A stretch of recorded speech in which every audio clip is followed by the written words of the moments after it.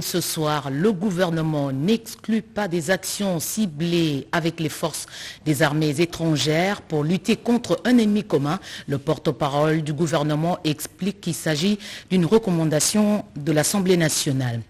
Pas de protocole. Jean-Pierre Liaou crée une proximité avec les agents publics de l'État. Le vice-premier ministre, ministre de la fonction publique, ouvre ses portes tous les mercredis. Il reçoit sans audience une cinquantaine de Congolais pour les écouter directement. Journée mondiale de lutte contre le sida. La réduction des inégalités est au centre de la stratégie planétaire contre le sida cette année.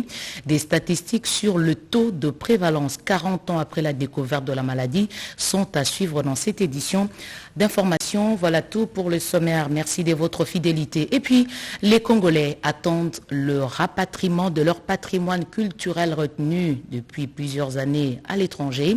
Les scientifiques vont débattre de la question ici chez nous à la RTNC pendant 3 jours.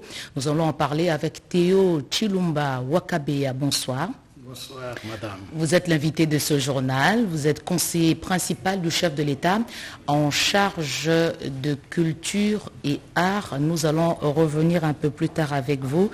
Bienvenue et merci d'être là ce soir. Merci. Célébration aujourd'hui de la Journée internationale de lutte contre le sida. Aujourd'hui encore, le monde s'est figé, comme tous les ans d'ailleurs, pour faire l'évaluation de la lutte. En RDC, les acteurs se sont retrouvés dans la ville portuaire de Matadi et d'Ichalakatala. C'est la 33e édition de la Journée mondiale du sida. Elle se célèbre à Matadi au Congo central et la vice-ministre de la Santé publique, Hygiène et Prévention, Véronique Ilumbankoulou, a présidé la cérémonie. La survenance des nouvelles pandémies ne devrait aucunement occulter les besoins de lutte contre le VIH-Sida, a dit la vice-ministre. Pour cette édition 2021, la communauté internationale commémore la Journée mondiale du sida sous le thème « Mettre fin aux inégalités, mettre fin au sida, mettre fin aux pandémies ». Dans un contexte marqué par la pandémie à Covid-19 et d'autres épidémies, ce thème constitue en même temps un appel pour l'éradication urgente des inégalités et autres barrières qui alimentent l'épidémie de sida. Alors que le monde s'arrête pour réfléchir sur comment vaincre le VIH-Sida d'ici 2030, il faut mobiliser toutes les communautés dans la lutte contre toutes les formes de discrimination et de stigmatisation envers les personnes vivant avec le VIH en vue d'atteindre les objectifs mondiaux 95-95-95 tels que définis par le plan stratégique national de la riposte au VIH-Sida. Et puis ce chiffre, la planète va enregistrer 7 millions de décès dus au VIH-Sida au cours de 10 prochaines années. Chiffre communiqué par le PNMLS à Kinshasa à l'occasion de la célébration aujourd'hui de la Journée mondiale du Sida. Suzy Ngoy.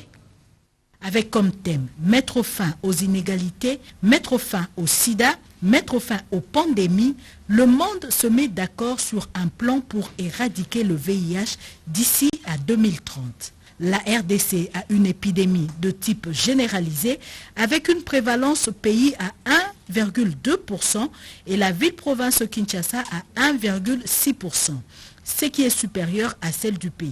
Situation qui justifie le plaidoyer du secrétaire exécutif provincial du PNMLS Kinshasa, Dr Patrick Panzou, celui de promouvoir les droits humains des personnes vivant avec le VIH. La ministre provinciale de la Santé, Lisa Nembalemba, qui a lancé les activités, a rassuré sur la détermination du gouvernement provincial à œuvrer pour l'atteinte des objectifs de lutte contre le VIH.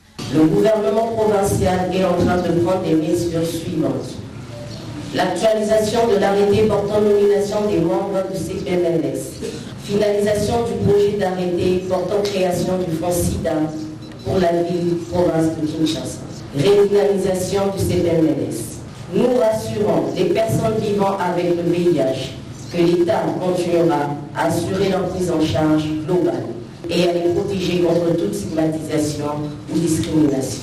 Pour la représentante de l'ONU-SIDA, la RDC a fait des progrès encourageants, dont la réponse au VIH par rapport aux 3 résultats clés encadrant le programme national et mondial de réponse au VIH. Les stands sont érigés dans l'enceinte du programme national multisectoriel de lutte contre le sida pour différentes activités de sensibilisation.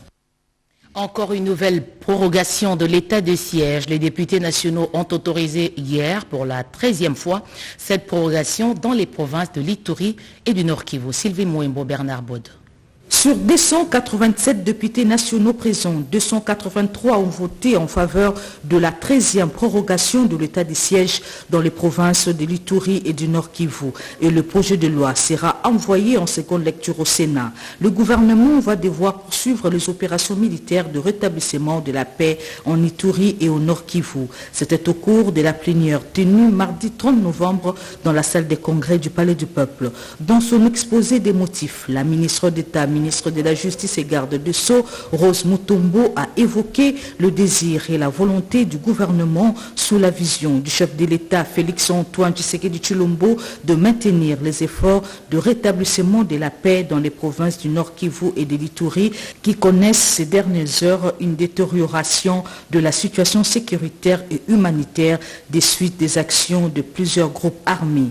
Il a salué le travail en cours de la part des forces de défense et de sécurité grâce à la collaboration et à l'appui de toute la population de cette partie du pays. Pour ne pas stopper les efforts de défense et de sécurité dans l'élan de poursuivre les opérations de pacification en cours, une 13e prorogation de l'état de siège s'impose, a-t-elle argumenté du haut du prétoire de la Chambre basse du Parlement. Au cours du débat conduit par le président Christophe Mbosso Kodiapwanga, qui s'en est suivi, certains députés ont soutenu la mutualisation des forces armées ougandais RDC pour traquer les ADF et d'autres forces négatives. Néanmoins, ils exigent plus de résultats sur le terrain. Justement, sur cette question sécuritaire, le gouvernement répond aux recommandations des élus nationaux pour mutualiser les efforts dans la région afin d'en finir avec l'ennemi commun. Patrick Mouyaya, ministre de la Communication, précise que l'exécutif central n'exclut pas des actions ciblées. On l'écoute. Les députés nationaux, parce qu'ils vivent avec les populations, ils connaissent les drames avec nos populations depuis autant d'années, nous recommandent au gouvernement de recourir à des armées des pays qui sont concernés par la situation ici. C'est public, informez-vous. Et donc nous, on n'a rien à cacher. Nous vous avons dit depuis le début qu'il existe ces mécanismes depuis des longs mois qui fonctionnent. Un mécanisme conjoint dans le cas de la CIRGL pour les frontières, un mécanisme bilatéral dans les cas de partage de renseignements. Nos officiers de renseignement sont en Ouganda, des officiers de renseignement ougandais sont chez nous. C'est connu, c'est public. Nous récoltons des renseignements qui vont permettre de guider nos actions. Et si pour nos actions, il y a un besoin d'actions ciblées avec nos compères de l'Ouganda, parce que nous faisons face à une même menace, nous les ferons. Outre la sécurité, Kinshasa, la capitale, souffre d'un autre problème, celui de l'engorgement. Pendant 4 jours, les entreprises de construction, des promoteurs immobiliers, des politiques, des financiers vont discuter autour des propositions innovantes. La 5e édition Expo Béton a ouvert ses portes. Sandra Nyangitabou. Expo Béton 2021, la 5e édition, a ouvert ses portes au Musée national de Kinshasa ce mercredi 1er décembre 2021. Au nom du président de la République, le président du Sénat, Modeste Bahati Lukwebo, a procédé à l'ouverture de ces travaux. Horizon Kinshasa 2050, 2 poules, 4 villes pour la province de Kinshasa, c'est le thème retenu pour cette édition qui se veut un cadre d'opportunités et de rencontres entre le promoteur immobilier, ingénieur et architecte, propriétaires des terres, bailleurs de fonds et surtout décideurs politiques. Cette initiative de Jean Bamanissa Saïdi veut contribuer à l'émergence de l'habitat et autres infrastructures de la ville-province de Kinshasa. Il faut avouer que une ville comme Kinshasa, la gérer, la ménager, répondre aux exigences multiples, ce n'est pas une chose facile. Et cela doit nous préoccuper nous tous à des degrés divers. Kinshasa n'est que l'exemple dans toutes les villes du pays. Les mêmes problèmes se posent avec acuité. D'où nous devrions capitaliser toutes les réflexions qui vont être menées par les intervenants, les panélistes, de manière à ce que nous puissions en tirer le meilleur pour que nous ayons des villes propres, des villes saines. Voilà pourquoi je salue donc cette initiative. Monsieur le Président du comité d'organisation et initiateur de ce compétent, toutes mes félicitations et j'invite les uns et les autres à plus d'assister parce qu'il y a toujours quelque chose à retenir. Pour encourager les organisateurs et les participants, le président du Sénat, Modeste Bahati Lukwebo, a visité les différents stands. Question de découvrir les différents produits exposés par les exposants venus du secteur de la construction, des équipements, secteur bancaire et autres.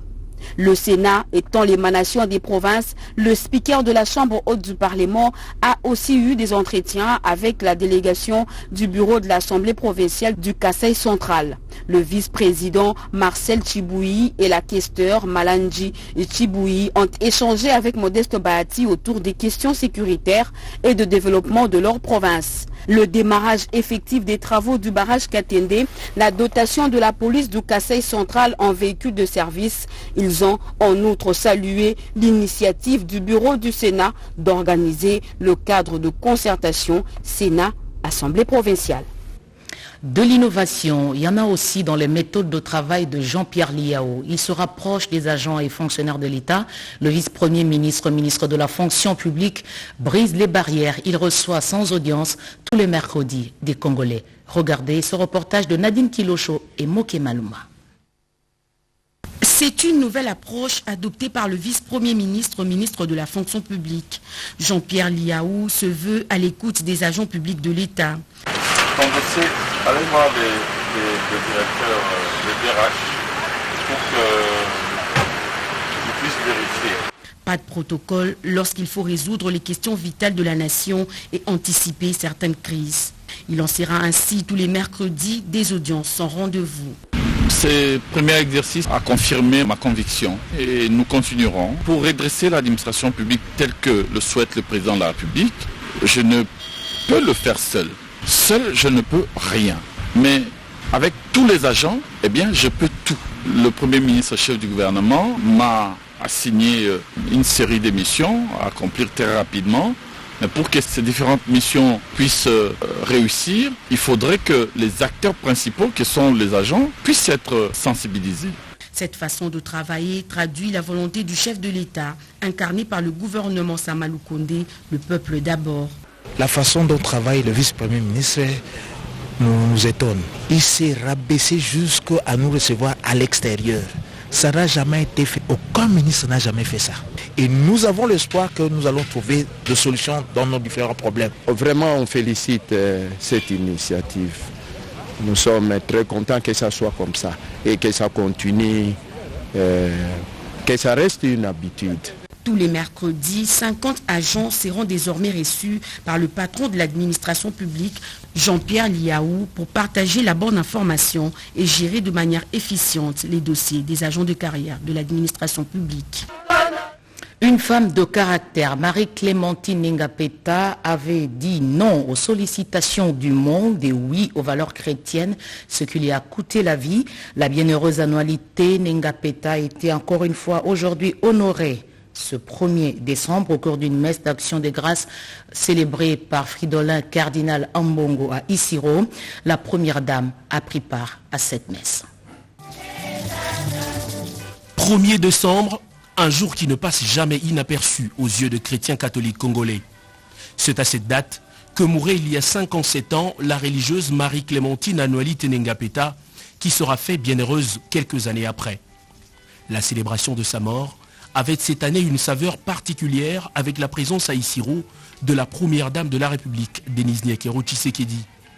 Pour célébrer cette 57e anniversaire de la naissance au ciel de celle qui a été capable de dire non aux sollicitations du monde et oui aux valeurs chrétiennes, les fidèles catholiques de plusieurs diocèses du pays ont convergé vers Isiro, ville qui a vu la sœur annualité rendre l'âme après avoir reçu un coup de couteau en plein cœur. Après une série de recueillements et processions à Wamba, Bafuabaka et Isiro, les pèlerins se sont retrouvés sur la place où sera érigé le sanctuaire national Bienheureuse Annualité pour une messe d'action de grâce.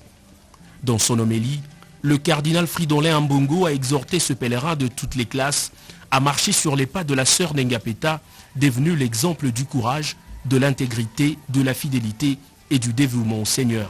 Jésus exhorte ses disciples à ne jamais céder devant les persécutions.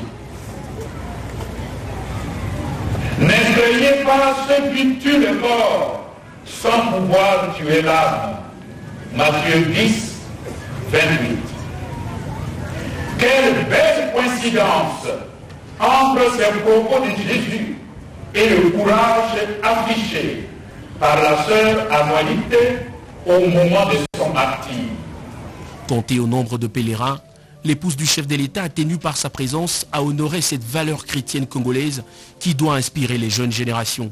Un hommage qu'elle a voulu en grand, en promettant de construire des hangars sur ce site pour accueillir le prochain anniversaire en entendant la construction par l'Église de la basilique pour la canonisation de la future Sainte Annualité Nengapeta. Et la promesse, c'est un engagement tellement il y a des conditions parfois Elina ça décide pour que maman Noël va venir au centre, il va falloir utiliser la site. Après la messe, la première dame de la République, Denise Nyakeru Tshisekedi, a pris la route pour Bafuabaka, l'un des sites de pèlerinage où la Bienheureuse a fait ses premiers vœux. 24 heures plus tôt, l'épouse du chef de l'État avait à son arrivée à Isiro communié avec la population un meeting populaire qui a priorisé les questions sociales et d'éducation. Visite de réconfort de la première dame aux déplacés des conflits ethniques cantonnés dans 2 grands sites à Bunia, dans la province de l'Ituri. Denise Nyakeru Tshisekedi leur a apporté des vivres, mais aussi de la chaleur humaine. Naïcha Kialamouila. Des habitations de fortune à perte de vue, abritant près de 4000 familles. Venus pour la majorité de Djougou, ces déplacés ont trouvé refuge sur ce site de Kigozé. Forcés de quitter la terre qui les a vus naître à cause des conflits ethniques, ces femmes, hommes et enfants, n'ont qu'un seul rêve, celui de retrouver leur maison. En itinérance dans cette partie de la province de l'Ituri, l'épouse du chef de l'État a apporté des vivres et non-vivres pour subvenir aux besoins primaires de ces familles en situation de détresse.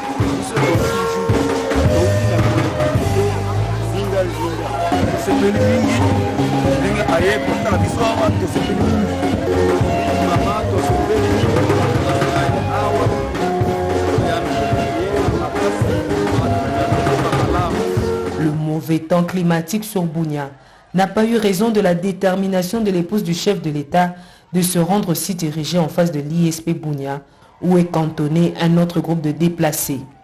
Denise Nyakeru Tshisekedi ressort de ces sites avec plus d'informations qui sans doute vont l'aider à mieux composer son plaidoyer et aussi étendre ses actions en faveur de ces déplacés.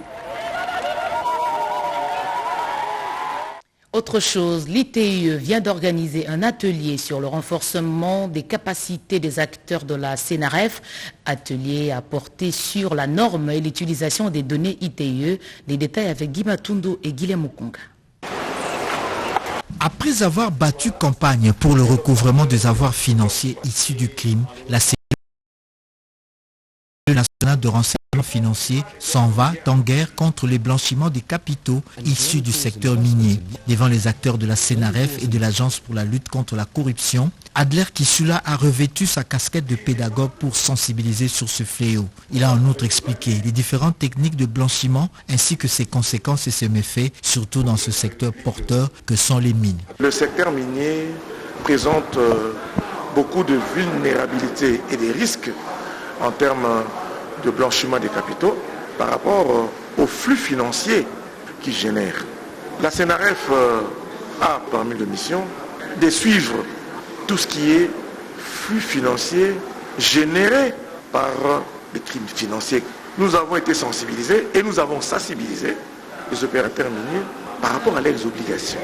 Le numéro 1 de l'agence pour la lutte contre la corruption, Thierry Mboulamoko, a éclairé la lanterne de participants avant que l'ITIE ne circonscrive le cadre dans lequel cet atelier se déroule. Dans un mois, nous serons dans un processus de validation, voir si la RDC a réalisé des progrès dans le cadre de la transparence du secteur des mines et des hydrocarbures.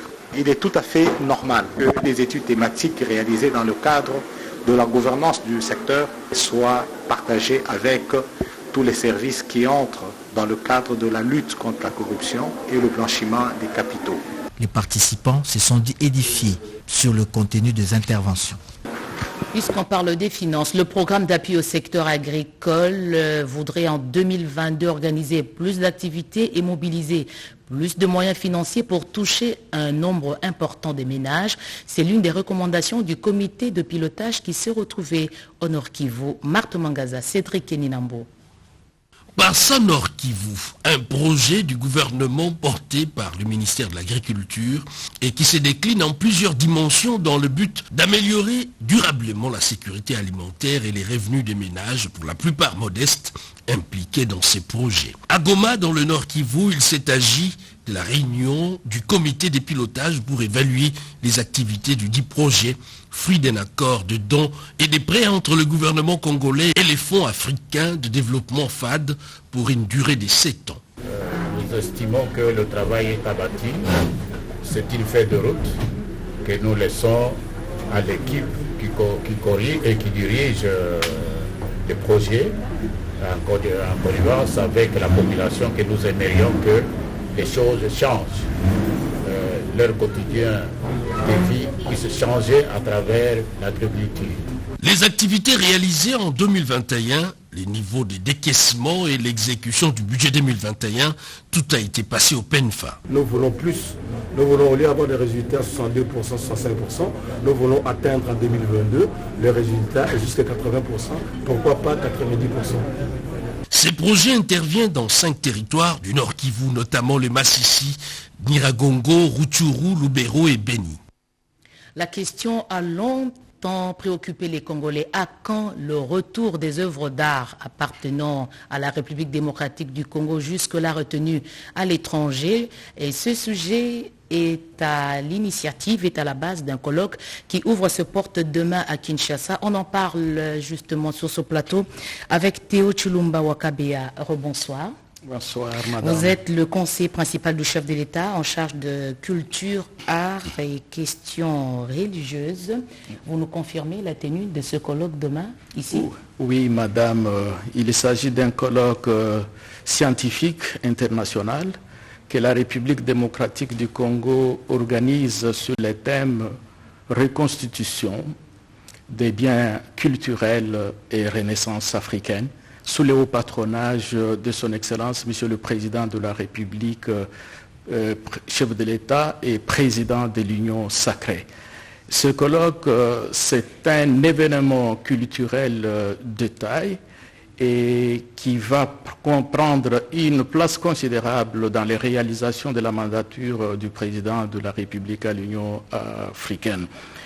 Et cette réflexion aura lieu ici, à la RTNC, dont nous remercions le directeur général ad intérim, M. Freddy Moulumba, qui a accepté de nous trouver un cadre, la salle Mama Angebi, pour ces assises. Très bien. Alors, quel est le profil des participants à ces travaux et d'où viennent-ils? Les participants à ces colloques, au fond, ce sont des experts et des professionnels dans le secteur de la culture. Et ils viennent de plusieurs pays d'Afrique, d'Europe aussi. Nous avons les professeurs qui viennent du Cameroun, du Gabon, du Sénégal, de la Mozambique, Côte d'Ivoire et Guinée-Conakry. Et il y en a aussi qui viennent de l'Europe, et d'ailleurs. Mais justement, cette mosaïque, pourquoi inviter des étrangers pour parler des questions congolaises? Merci Madame pour la question. Au fond, nous avons voulu réunir les sommités au niveau du Congo, de l'Afrique et au niveau international, surtout ceux qui ont déjà fait, les personnes qui ont déjà fait l'expérience de la restitution des œuvres d'art et qui orientent aussi leurs recherches dans les secteurs de la culture. C'est ainsi que nous avons dit, il n'y a pas que des professeurs d'université, mais il y a aussi des politiques, il y a aussi des administratifs, il y a aussi des activistes qui apporteront leur contribution à la réflexion. Quelles sont vos attentes en organisant ce colloque? Les recommandations seront adressées aux politiques parce que vous avez dit là, c'est plus des scientifiques qui vont discuter. Non, ça c'est une question nationale. Et je dois dire que l'initiative ne vient pas de moi ni de qui que ce soit.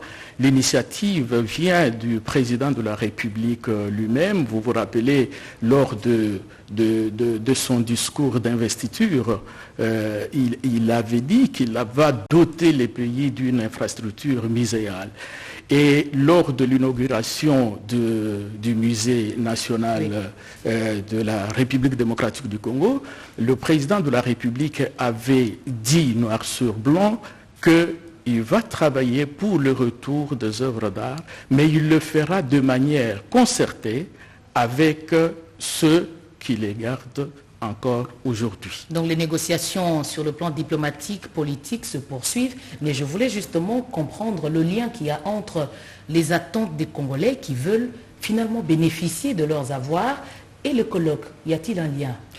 Il y a un lien, comme je l'ai souligné avant, que la question est nationale. Oui. Ici, il faut aborder la question d'abord sur le plan scientifique.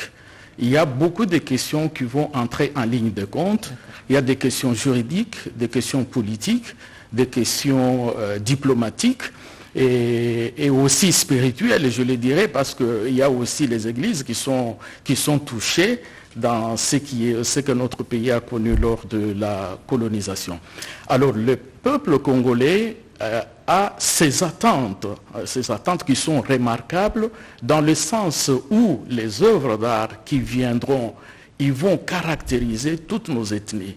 Vous voyez, et ils viennent de beaucoup d'ethnies et les jeunes, les générations montantes auront entré en contact avec les œuvres de nos ancêtres. Merci Théo Chilumba Wakabeya d'être passé sur ce plateau et bienvenue à tous vos invités. Merci madame.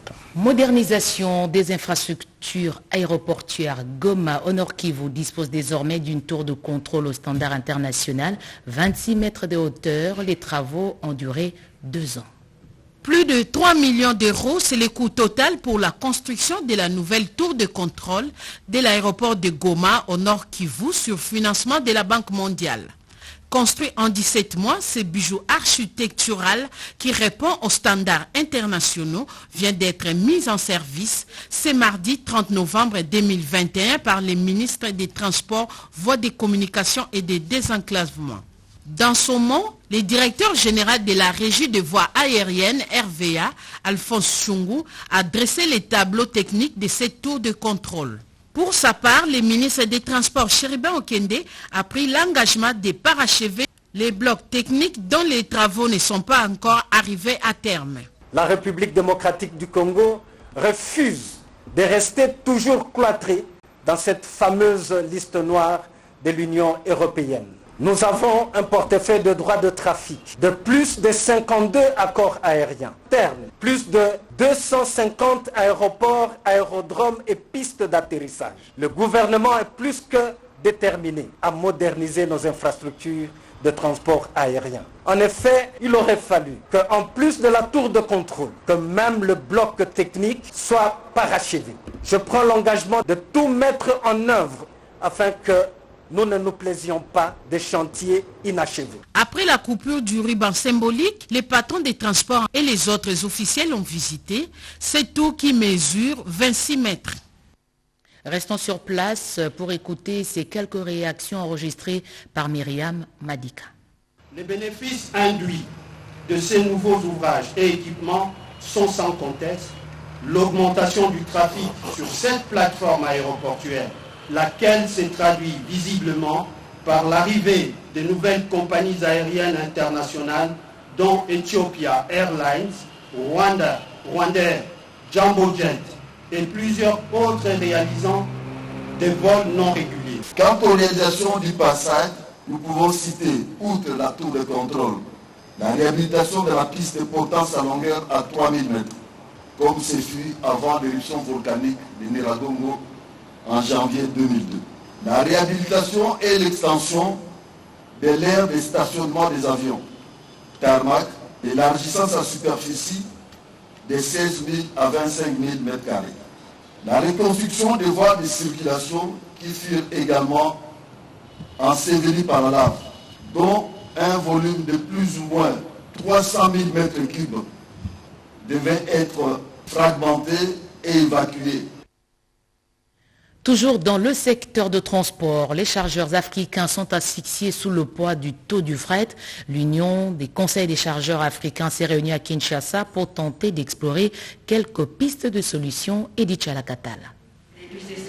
De 1 500 à 6 000 $ le conteneur, les chargeurs subissent de plein fouet les effets de la pandémie Covid-19 sur les secteurs de transport. L'Union des conseils des chargeurs africains, UCCA, qui s'est réunie à Kinshasa grâce à l'Office de gestion du fret multimodal OGFREM, va se pencher sur la problématique du transport régional et de comment rendre efficace leur travail en appui à leurs états respectifs.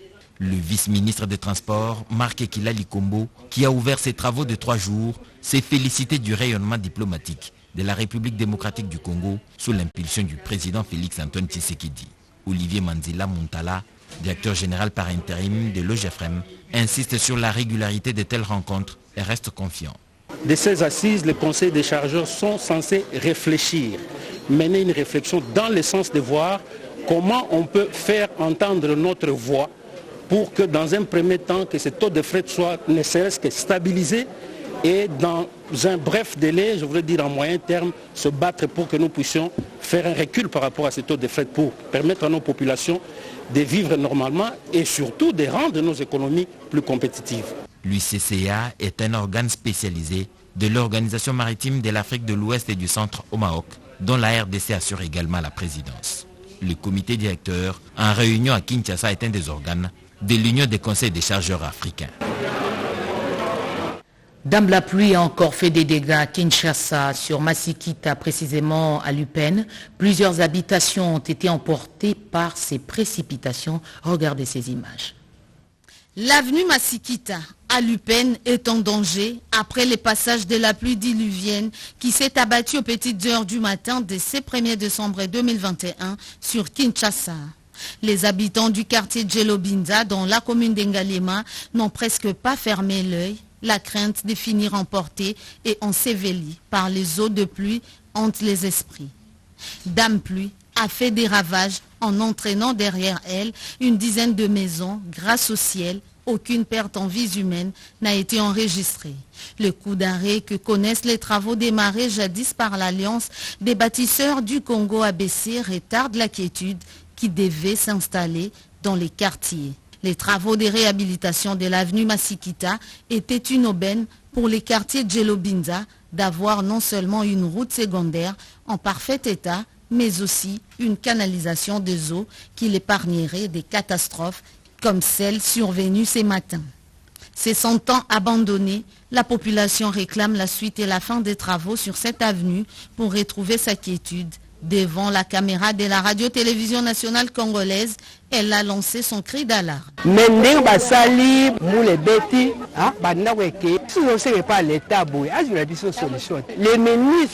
doivent fournir l'argent. Quelle est l'enveloppe allouée au secteur des infrastructures et quelles sont les prévisions budgétaires de ces secteurs? Le ministre des Infrastructures était devant les députés nationaux, membres de la commission aménagement du territoire, pour s'expliquer. Eurydice Kitutu Modiri.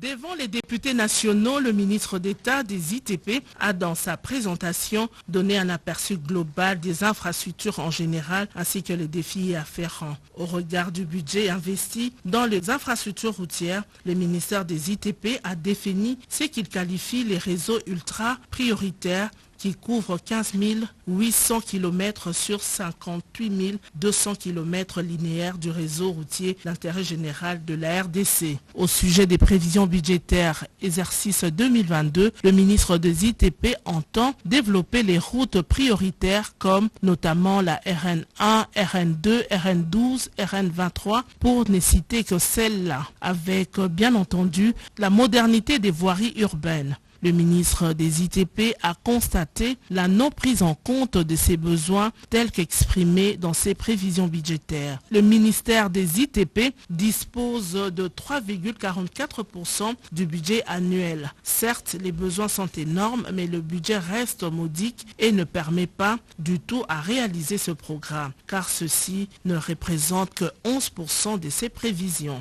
Les députés membres de la commission infrastructure ont salué l'exposé du ministre Alexis Guissaro et sa maîtrise du secteur des infrastructures avec, bien entendu, des préoccupations soumises selon le cas. C'est le lundi 6 décembre prochain que Alexis Guissaro reviendra pour rencontrer les préoccupations soutenues par les députés nationaux membres de cette commission. Modernisation et rénovation de la ville dans le respect des normes et standards modernes d'aménagement. Le ministre de l'Aménagement du territoire, Guy Luando, a lancé aujourd'hui à Kolwezi les travaux de la politique nationale d'aménagement du territoire. Détail Yvette Makontima. Dans le cadre de la matérialisation de la vision du chef de l'État, Félix-Antoine Tshisekedi Tshilombo, sur la gestion et l'utilisation rationnelle des terres, le ministre d'État, ministre de l'Aménagement du territoire, Guy Luando Mboyo, poursuit sa tournée de vulgarisation et de mise en œuvre de la politique nationale d'aménagement du territoire. Après Kisangani, Buta, Gbadolite, Kinshasa et Lubumbashi, le numéro 1 de l'aménagement du territoire a lancé la campagne de vulgarisation ce mercredi 1er décembre 2021 à Kolwezi, province du Lualaba, en présence du ministre provincial de l'Intérieur Daouda Kapend, représentant la gouverneure empêchée, Guy Luando Mboyo, a évoqué la nécessité pour le Lualabé de s'approprier les contenus de la politique nationale d'aménagement du territoire, indispensable pour une gestion efficiente et une occupation rationnelle de l'espace physique de la République démocratique du Congo. Je saisis cette précieuse occasion pour rendre un hommage mérité à son Excellence, Monsieur le Président de la République, Félix-Antoine Tshisekedi Tshilombo, pour sa vision qui met au centre de la gouvernance le bien-être de la population. Étant donné que la province du Lualaba est l'une des provinces minières du pays et son chef-lieu Kolwezi, une grande et historique ville du pays, une forte vulgarisation s'avère nécessaire afin d'éviter la superposition des titres sources de conflits, d'améliorer les affectations et les usages des terres, d'assurer la protection des communautés locales ainsi que la modernisation ou la rénovation des villes dans le respect des normes et standards modernes d'aménagement. Initiative saluée par le ministre provincial de l'Intérieur, Daouda Kapend, qui a reconnu à sa juste valeur les conflits des terres qui divisent fonciers, miniers et forestiers. Fin de la formation des volontaires impliqués dans la sensibilisation sur le civisme fiscal et la gestion responsable des deniers publics. Travaux clôturés à Kinshasa par le coordonnateur adjoint de la CESEM, Jacques Kambala. Détail Eugénie Dadachabani. 2000 volontaires seront bientôt déployés dans toutes les provinces de la République démocratique du Congo pour la sensibilisation de la population au civisme fiscal et à la gestion responsable des deniers publics. Ils viennent de suivre une formation organisée par la Coordination pour le changement des mentalités CESEM, structure spécialisée de la présidence de la République. C'est dans le cadre de sa campagne de sensibilisation au civisme fiscal et à la gestion responsable des deniers publics. Les modules dispensés étaient axés notamment sur le changement des mentalités, patriotisme, civisme et citoyenneté, profil du Congolais à la mentalité changée, ainsi que la pédagogie des communications au civisme fiscal, pour ne citer que cela. Voilà, ce qu'on voudrait de tous, c'est d'être des citoyens efficaces, des volontaires patriotes, des gens civiques qui vont servir la nation dans la sensibilisation au civisme fiscal et à la gestion responsable des deniers publics. Particulièrement dans leur mission, ils vont descendre sur terrain, faire de porte-à-porte, animer de conférences ou de forums de quartier avec le chef de quartier, le chef de rue, le bourgmestre. Ils vont aller dans le marché, sensibiliser au niveau des marchés.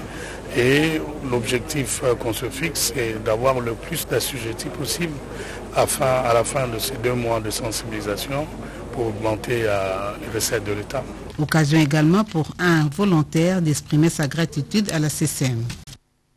Et pour terminer, les acteurs politiques et économiques appelaient à un sursaut patriotique dans la gestion de la chose publique pour relever l'économie de la RDC, appel lancé par le président du Conseil économique et social lors de la clôture de la session ordinaire d'octobre 2021.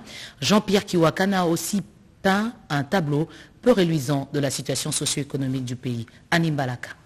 Il ne peut y avoir d'opposition politique ni de majorité parlementaire quand le pays brûle des guerres, des tueries et de rébellions.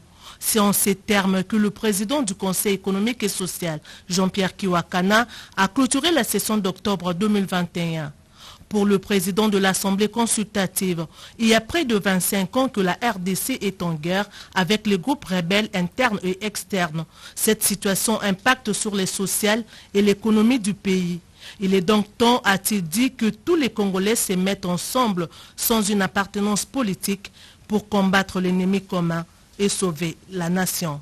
Les larmes de détresse venues de l'Est de notre pays continuent à couler sans fin. Des vies de Congolais et Congolaises de tout âge, genre ou appartenance ethnique et philosophique continuent à disparaître par le fait d'une violence, d'une absurdité inqualifiable.